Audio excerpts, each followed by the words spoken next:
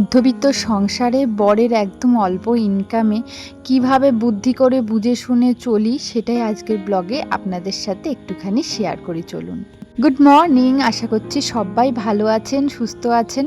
আমাদের গল্পগুলোর আরও একটি নতুন এনার্জেটিক ব্লগে আপনাদের সবাইকে অনেক অনেক স্বাগত। সকালবেলা ঘুম থেকে উঠেই আমার বর চলে গেল বাজারে। তো বাজার করতে, কারণ সবজি সব ফুরিয়ে গেছে, ফ্রিজে একটাও সবজি নেই। তো আগের দিন যে সবজিগুলো আনা হয়েছিল বললাম না 3-4 দিন চলবে, তাও 3-4 দিনও চললো না, তবে 2-1টা সবজি রয়ে গেছে। শুধুমাত্র একটু বেগুন আর একটু গাজর রয়ে গেছে, বাকি সবজি কিন্তু আর কিছু নেই, আনতে গেছে। আসলে কি বলুন তো, শনি আর রবিবার দুদিন তো আমরা নিরামিষ খাই, সেই জন্য আর কি সবজিটা বেশি লাগে। যেদিন মাছ মাংস খাই সবজিটা আবার কিন্তু কম লাগে। আমি যেদিন মাছ বা মাংস করি সেদিন কিন্তু খুব বেশি সবজি রান্না করি না। তো অত বেশি সবজি রান্না করলেও শেষে কিন্তু সবটা খাওয়া হয় না, নষ্ট হয়, ফেলা যায়, তাই একটু বুঝে শুনে চলতে হয়। তাই আমরা যখন দুজনই বাড়িতে থাকি তাই বুঝে শুনে একটু রান্নাবান্না করি, কারণ আমি কোনো সময় জিনিসের অপচয় করতে একদমই পছন্দ করি না। তো ভাবলাম বর যখন সকাল সকাল বাজারে গেছে, তো আমি একটু সময় পেলাম হাতে, সকালবেলা ঘুম থেকে উঠে খুব তাড়াতাড়ি করে একটু ক্লিনিং করতে লেগে গেলাম। আসলে না এদিক ওদিক ঝুল পড়ছে, বর্ষাকাল যেহেতু, বর্ষাকালে মানে মাকড়সাগুলো যেহেতু বাইরে থাকতে পারে না, বৃষ্টির কারণে গাছে থাকতে পারে না, ঘরে চলে আসে, আর ওরা ভীষণভাবে বাসা বানায় ঘরে এসে। তো এই মাকড়সার জাল পড়ে ঝুল পড়ে ঘরটা নোংরা হয়েছে এদিক ওদিক। আমি প্রত্যেক দিনই একটু করে ডাস্টিং করি, ওই আর কি, মানে একটু করে ডাস্টিং করে নিচ্ছি। মানে আজকে পরিষ্কার করলে আবার দেখবো কালকে ময়লা পড়ে গেছে, তো প্রত্যেক দিন এইভাবে আমি একটু একটু করে না পরিষ্কার করে নিই। তাই ভাবলাম সকালবেলা একটু এদিক ওদিক যেখানে দেখছি ঝুল পড়েছে সেদিকটা পরিষ্কার করে নিচ্ছি। বর আস্তে আস্তে এই কাজটা আমার বেশ সুন্দরভাবে হয়ে যাবে। গতকালকে তো রবিবার ছিল, আর আমাদের এখানে না রবিবার আর বুধবার দুদিন হাট বসে। তো হাটে তো সব টাটকা সবজিগুলো বেশ ভালো পাওয়া যায়। তো শ্বশুরমশাই বাড়িতে থাকলে হাট থেকেই কিন্তু সবজিগুলো কিনে আনে, কিন্তু আমার বরের যেহেতু দোকান আছে, ওকে দোকান সামলাতে হয়, সেই জন্য ওই হাটবারের দিনটা, হাটের সময় ও আর বেরোতে পারে না, যেহেতু ওর দোকানেও আর কি হাটবারের দিনটা কাস্টমার একটু বেশিই থাকে, সেই জন্য আর বেরোতে পারে না বলে আজকে সকাল সকালও বাজারে গেল। তবে হাটের সবজিটা নিয়ে আসলে না বেশ টাটকা টাটকা পাওয়া যায়। আজকে আমার ব্যালকনিটা ঝাড় দিতে আমার একটু ভয় লাগছে। ব্যালকনি ওই সাইডটা আমি একটু ভালোভাবেই পরিষ্কার করেছি। দেখুন এই পাতা নোংরাগুলো আমি আর ওদিকে নিয়ে যাচ্ছি না, তার কারণ এদিকে আবার টেনে নিয়ে আসলে না আবার ওই দিকের মানে বারান্দা ঠারান্দা সব ময়লা হয়ে যাবে। এই জন্য ওগুলো আমি ওখান থেকে তুলেই ফেলে দিলাম। কারণ কালকে না আমি ব্যালকনিতে গাছে জল দিতে গিয়ে না একটা সাপ দেখেছি, ভীষণ সরু একটা সাপ, ওই যেগুলোকে ঘরচিতি সাপ বলে। তো ওই ঘরচিতি সাপগুলো না ঘরের এদিক ওদিকেই থাকে আর কি, ওরা কোনায় ঠোনায়। তো আমি গাছে জল দিতে গিয়ে হঠাৎ দেখি একটা ইটের খাঁজের মধ্যে, সরু তো সাপটা, একদম ছোট সরু, তো ওরকম ঢুকে রয়েছে। দেখে আমি ভীষণ ভয় পেয়ে গেছি। তারপর আমার বর না বাড়িতে এসে ওকে টেনে হেঁচড়ে বের করে আর কি তাড়িয়েছে আর কি। আর আমার না আজকেও ঝাড় দিতে গিয়ে বেশ ভয় লাগছিল, তবে জায়গাটা আমি আবার আজকে ভালো করে পরিষ্কার করে দিলাম, কারণ বর্ষাকাল তো একটু পরিষ্কার পরিচ্ছন্ন না রাখলে না ওরা এদিক ওদিক থাকবে, আবার নোংরা থাকলে দেখাও যাবে না।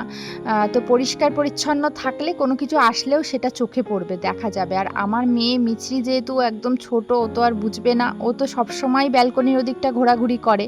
আর আমারও না এমন একটা বাজে অভ্যাস, মানে গাছ এত আমি ভালোবাসি যে রাত্রিবেলাও আমি গাছে গিয়ে হাত দিই, গাছ দেখতে যাই, ব্যালকনিতে গিয়ে দাঁড়িয়ে থাকি। তো এবার থেকে আর সেটা করব না, ভীষণ ভয় পেয়ে গেছি আমি। রাত তো দূরের কথা, দিনের বেলাতেই আমার ব্যালকনিতে যেতে ভয় লাগছে রীতিমতো। তো আমার ওইদিকে খুব ভালো মতন ডাস্টিং হয়ে গেছে, সাথে ঘরটাও আমি মানে ঝাড় দিয়ে নিয়েছি। এখন জামা কাপড়গুলো কেচে মেলতে চলে এসেছি, আর আমার বর ওদিকে বাজার করে নিয়ে চলে এসেছে। এদিকে তাড়াহুড়ো করে যতটা কাজ আমি সারতে পারি, ব্রাশ করতে করতে যে কাজটা করা যায় একটুখানি গাছে জল দিয়ে নিচ্ছি। ব্রাশ করতে করতে তো আর সব কাজ করা যায় না, তবে এই কাজটা একটু করেই নিলাম, কারণ গাছে জল দিতেও না অনেকটা সময় লাগে, হাতে গোনা কয়েকটা গাছ থাকলেও না বেশ খানিকটা সময় লেগে যায় গাছে জল দিতে। আর আমি অলরেডি কিন্তু ভাত বসিয়ে দিয়েছি, তো আজকে ডাল করব না, আজকে শুধু ভাতটাই বসিয়েছি। ওই জন্য ব্রাশ করতে করতে গাছে জল তো দেওয়া হয়ে গেল, এবার আমি সোজা রান্নাঘরে চলে যাব মুখ টুক ধুয়ে। আর আমি না দেখেছি সকাল সকাল যদি স্টেপ বাই স্টেপ কাজ করা হয় খুব তাড়াতাড়ি কাজগুলো হয়েও যায়।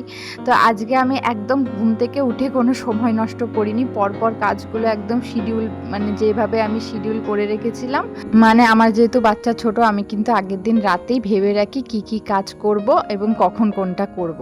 তো সেইভাবে এইভাবে আর কি সকাল থেকে কাজগুলো করে নিয়েছি বলে খুব তাড়াতাড়ি সব কাজটা কমপ্লিট হয়ে গেছে, বাসি কাজগুলো। তো চলুন এবার এই যে বাজার নিয়ে বসবো, যা যা বাজার এনেছে সব ঠিকঠাকভাবে গুছিয়ে ফ্রিজের মধ্যে রেখে দিতে হবে। আর আজকে দেখছি আমার বর প্রচুর বাজার নিয়ে এসেছে। আজকে যা বাজার নিয়ে এসেছে আমাদের পুরো এক সপ্তাহ বাজার করা লাগবে না, পুরো এক সপ্তাহ চলে যাবে, তার কারণ অনেক কিছু বাজার করে নিয়ে এসেছে। আর আমি একটু হিসাব মতোই চলি, মানে খুব বেশি রান্না বা খুব বেশি তরি তরকারি আমি করি না। আর আমাদের দুজনের না খুব বেশি তরি তরকারি প্রয়োজন হয়ও না, বিশেষ করে এই যে বললাম মাছ মাংস হলে তো লাগেই না খুব একটা। তো যাই হোক, আমি এখন সবজিগুলোকে সব আলাদা আলাদা করে ভাগ করে নেব। আর ওইভাবে আগের দিন যেভাবে ফ্রিজে রেখে দিলাম সমস্ত কিছু প্লাস্টিকের মধ্যে ঢুকিয়ে ওইভাবেই রেখে দেবো। আর ওইভাবে খুব ভালোও থাকে, সবজিগুলো বেশ টাটকা থাকে। তো আজকেও না ও আমার কাছে না শুনি বাজারে চলে গেছে, যেহেতু কি কি আছে না আছে। তো আজকেও দেখছি গাজর এনেছে, আগের দিনের কিন্তু কিছু গাজর রয়ে গেছে। তো ওই আগের দিনের গাজরগুলো আমি একদম উপরের দিকে রেখে দেবো, যাতে করে ওগুলো খাওয়া হয়ে যায় আগে। আর যেগুলো আজকে আনলো টাটকা গাজর, সেগুলো আমি নিচের দিকে রাখবো প্লাস্টিকে। তাহলে কি বলুন তো, আগের গাজরগুলো এখনই খাওয়া হয়ে যাবে, না হলে আগের গাজরগুলো তো তাড়াতাড়ি নষ্ট হয়ে যাবে। তো এইভাবেই আমি সবজি যেগুলো আগের থাকে সেগুলো আগে আগে খেয়ে নিই, সেইভাবেই মানে গুছিয়ে রাখি। আর যেগুলো টাটকা সবজি সেগুলো আলাদাভাবে রেখে দিই। তো এদিকে একটা প্লাস্টিকে আমি গাজরগুলো রেখে দিলাম, আর আগের গাজরগুলো আমি এখনও বের করিনি। আগের দিন তো একটা পেঁপে এনেছিল, আজকে কিন্তু দুটো পেঁপে নিয়ে এসেছে। আর পেঁপের দাম হয়তো এখন একটু কম, তো পেঁপেটাই ওই জন্য বেশি খাচ্ছি আর কি। আগের দিনের পেঁপেটা কিন্তু বেশ 2-3 দিন ধরে সেদ্ধ খেয়েছি, পেঁপে সেদ্ধ খাওয়া তো ভালো। তো সকালবেলার ওই ভাতে সেদ্ধ দিলে না, পেঁপে সেদ্ধটা দিলে খাওয়া হয় ভালো। তো ওই জন্যই আর কি পেঁপেটা নিয়ে এসছে আবার দুটো। তো এদিকে ডাঁটাও এনেছে দেখছি, তবে ডাঁটার শাকগুলো দেখছি একদম ভালো না। আর বর্ষাকালে শাক খাওয়া কিন্তু একদম ভালো না, কারণ বর্ষাকালে কি বলুন তো অনেক পোকা থাকে, সেগুলো হচ্ছে শাকের মধ্যে ডিম পাড়ে। তো এই জন্য বর্ষাকালে কিন্তু শাকটা অ্যাভয়েড করাই ভালো। তবে আমি আর আমার বর কেউই শাকটা খাই না, একটু প্রবলেম হয় শাক খেলে, যে কারণে আমার শ্বশুরমশাই শাশুড়ি মা বাড়িতে থাকলে ওনারাই শাক খান, আমরা আর খাই না। তো সেই জন্যই আর কি দেখলাম শাকের পাতাগুলোও ভালো না, তাই আমাদের বাড়িতে যিনি গরুর দুধ দিতে আসে উনি মানে সবজির খোসা টোসাগুলো তো নিয়ে যায়, তাই ভাবলাম যে শাকগুলো আমি আলাদা করে বেছে রেখে দিই, ওনাকে দিয়ে দেবো, তাহলে গরুকে খাওয়াতে পারবে। তো ওই জন্যই আর কি শাকগুলো আলাদাভাবে বেছে রেখেছি। আর ডাঁটাগুলো থেকে সব পাতা ছাড়িয়ে ডাঁটাগুলো আমি এখন ফ্রিজে স্টোর করে রেখে দেবো। তো আমার সমস্ত সবজি এখানে গোছানো হয়ে গেছে। আমি এখন যেগুলো রান্না করব সেগুলো আমি আলাদা করে রেখে দিলাম, আর বাকি যে সবজিগুলো সেগুলো আমি সুন্দর করে এই ফ্রিজের বক্সটার মধ্যে ভালো করে ঢুকিয়ে রাখছি।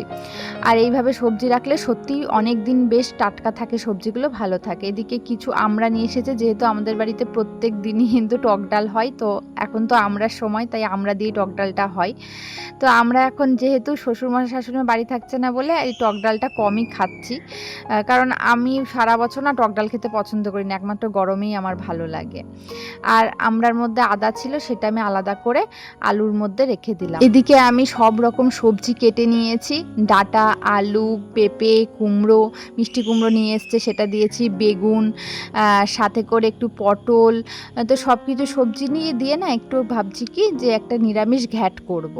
তো আজকে নিরামিষ ঘ্যাটটাতে আমি একটুখানি কাঁচা বাদাম দিয়ে দিচ্ছি মশলার সাথে, একটু আদা, জিরে, কাঁচা বাদাম, আর সাথে দিলাম একটু কাঁচা লঙ্কা। তো এটা দিয়ে আমি একটা মশলা করে নিয়েছি, যাতে করে তাড়াতাড়ি হয়ে যায়, মশলাটা রেডি করে নিয়েছি। তো এদিকে আমি হচ্ছে ফোড়নের মধ্যে এখন সমস্ত সবজিগুলো দিয়ে ভালো করে কষিয়ে নেব, একটু আর কি ভাজা ভাজা করে নেব। তো সবজি না একটুখানি ভাজা ভাজা করে না নিলে মানে অতটা টেস্ট হয় না আর কি তরকারিটা। তো তারপরে যখন একটু ভাজা ভাজা হয়ে যাবে, তো তারপরে আমি ওই মশলাটা দিয়ে দেবো। আর কাঁচা বাদামটা নিরামিষ তরকারিতে দিলে না খুব ভালো লাগে খেতে। এমনিতে তো অনেকে কি করে বাদামটা গোটাই দিয়ে থাকে আর কি ভেজে, খিচুড়িতে বা এরকম নিরামিষ সবজিতে দিয়ে থাকে এরকম গোটা বাদাম ভেজে। তবে আমি আজকে পেস্ট করে দিলাম, তাতে করে কিন্তু তরকারির যে গ্রেভিটা সেটা কিন্তু খুব ভালো হবে ওই বাদামের পেস্টটা দিলে, আর সাথে অনেকটা টেস্টও হবে। তো ভালো করে কষানো হয়ে গেছে, এবার আমি একটু টমেটোও দিয়েছি, মানে এই সবজিটা একটু টমেটো দিয়ে দিয়েছি। এবার হচ্ছে মশলাটা দিয়ে ভালো করে কষিয়ে নিলাম। গ্যাস আনার পর থেকে তো আমি ইন্ডাকশানে তরকারি সেভাবে রান্না করছি না, শুধুমাত্র ভাতটাই রান্না করছি। আর ভাতটা হতেও তো অনেকটা সময় লাগে, এখন আমি না একবারে সকাল আর দুপুরে ভাতটা রান্না করে নিচ্ছি। তো রাতেও থেকে যাচ্ছে অনেক সময়, রাতে আর ভাত রান্না করতে লাগছে না। তো একবারে যদি ভাতটা রান্না করি গ্যাসের অপচয় বলুন বা ইন্ডাকশানের অপচয় বলুন অনেকটা কম হয় আর কি। তো আগের দিনের ব্লগটায় কমেন্ট এসেছে যে ইন্ডাকশানে কতটা কারেন্ট পড়ে। তো ইন্ডাকশানে দেখুন কারেন্টটা নির্ভর করে ওয়াটের ওপর, মানে আমার ইন্ডাকশানটা কত ওয়াটের সেটার ওপরে। তো আমার ইন্ডাকশানটা 1200 ওয়াটের, এর আগেও একটা ব্লগে আপনাদেরকে বলেছি যত বেশি ওয়াটের ইন্ডাকশান হবে তত বেশি কিন্তু কারেন্ট পড়বে। তো আমি আমার ইন্ডাকশানের হিসাব মতোই আপনাদেরকে একটা হিসাব বলে দিচ্ছি, মোটামুটি হিসাব।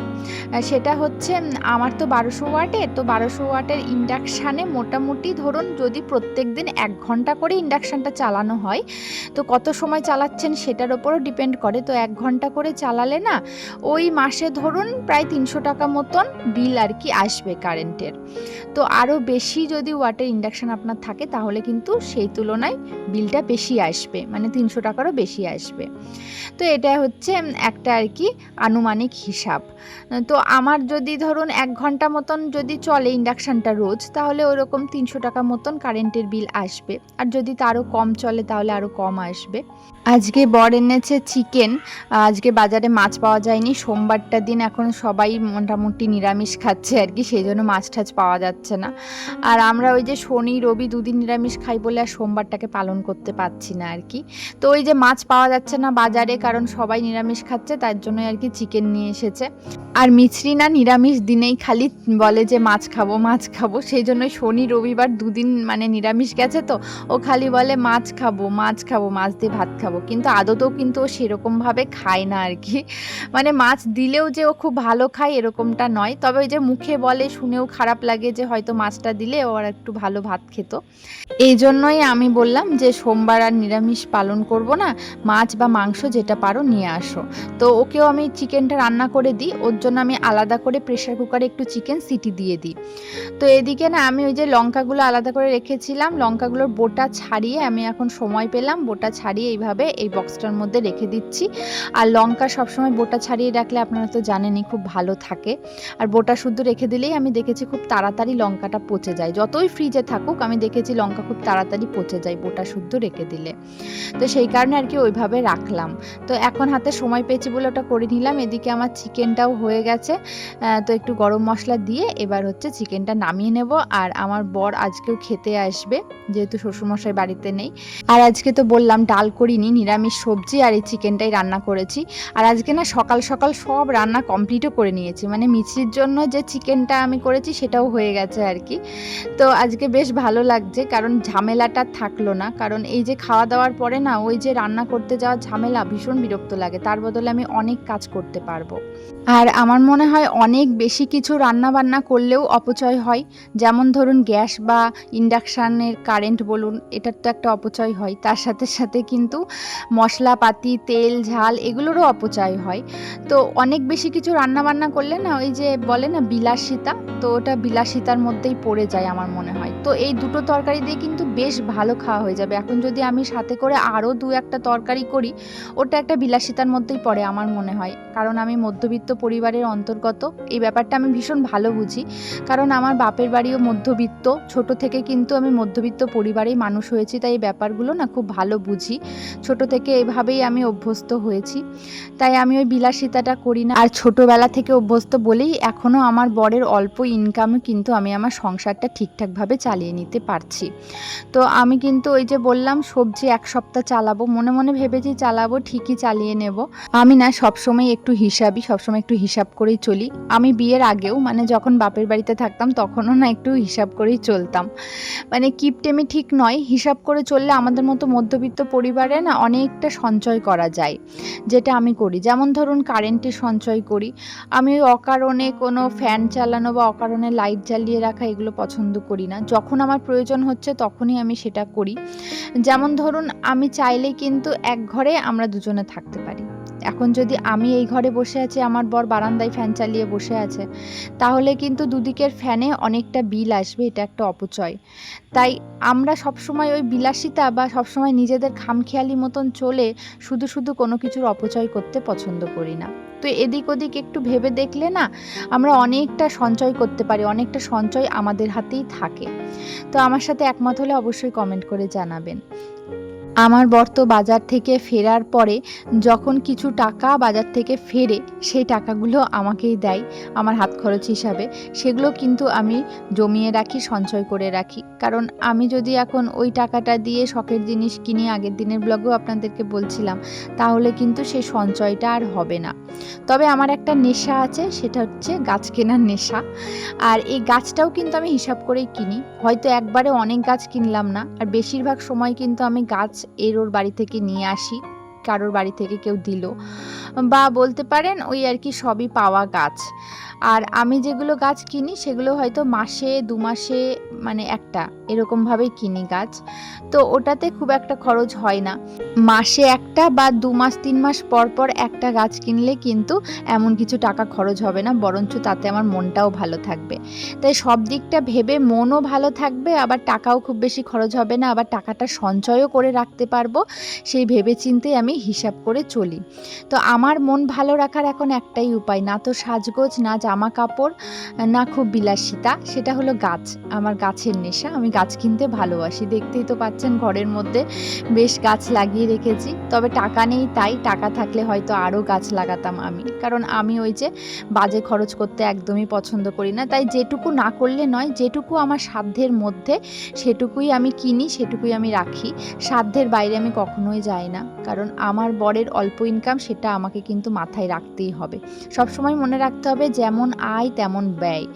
অনেক সময় তো আমার বর আমাকে কোনো কিছু কেনার জন্য টাকা দিলেও আমি কিনি না। তো আমাকে বলে তুমি খালি কিপটেমি করো। কিন্তু আমি জানি যে আমার ভবিষ্যতের জন্য আমাকে সঞ্চয় করে রাখতে হবে। আমার মেয়েটা বড় হচ্ছে, তাকে ভালোভাবে পড়াশোনা করাতে হবে।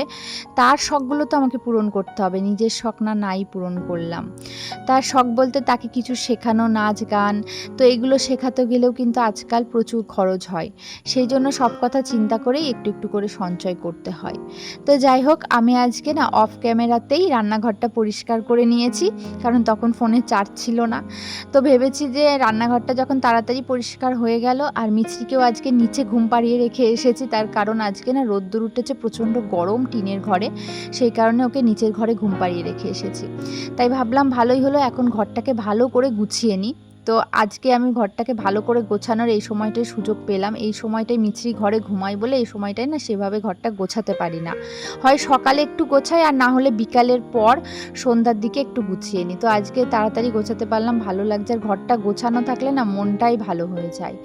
তো বেড কভারটাও চেঞ্জ করেছি, সাথে একটু ডাস্টিংও করেছি, এদিক ওদিক ধুলো পড়েছিল।